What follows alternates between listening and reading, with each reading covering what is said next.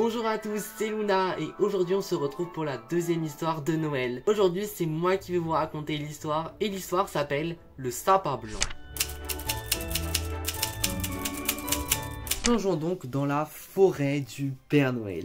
Cette forêt est la forêt avec le plus de sapins. Les sapins du Père Noël sont censés normalement être verts avec des boules rouges, des étoiles jaunes et enfin des petites décorations en général blanches. Seulement, un était différent. Il était blanc avec des étoiles bleues, des décorations violettes et des boules également violettes. Le lutin dit alors au Père Noël: Père Noël, venez voir, il y a un sapin qui est blanc dans la forêt, je ne comprends pas. Le Père Noël s'interrogea alors. Comment dites-vous un sapin blanc?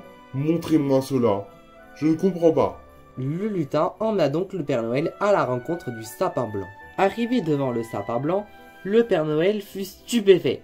Bonté divine, mais comment est-ce possible? Quel est donc ce sapin? Qu'allons-nous en faire? Voyons. Eh bien, pourquoi nous ne l'utiliserons pas finalement? Mais enfin, très cher, nous n'allons pas offrir un sapin blanc à nos humains sur Terre. Ce n'est pas possible, ça ne doit pas exister, voyons. Et pourquoi cela? Pourquoi le sapin a-t-il toujours été vert finalement? Mais c'est la tradition, mon cher lutin, vous le savez très bien. On ne peut pas modifier les traditions quand même. Certaines oui, mais un sapin, qu'est-ce que ça change qu'il soit vert ou blanc? Un sapin blanc, c'est comme si Noël était le 20 janvier. Père Noël, vous ne croyez pas qu'on pourrait changer pour cela?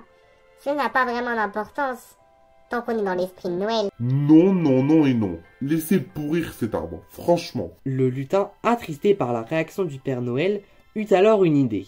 Il allait sauver ce sapin, mais de le garder pour lui en cachette. Il le cacha alors juste derrière la forêt chez lui. Lorsqu'il revint, le Père Noël lui demanda: Alors, jeune lutin, tu as laissé cet arbre pourrir, rassure-moi. Le lutin, à contre-cœur, n'eut le choix de mentir. Il était l'heure pour lui de rentrer chez lui. Cependant, le Père Noël voulut vérifier que le sapin blanc était mort dans la forêt. Cependant, en arrivant à l'endroit où le sapin blanc était, il remarqua que celui-ci avait été enlevé sans aucune trace de celui-ci. Il comprenait alors que celui-ci avait été enlevé et non pourri.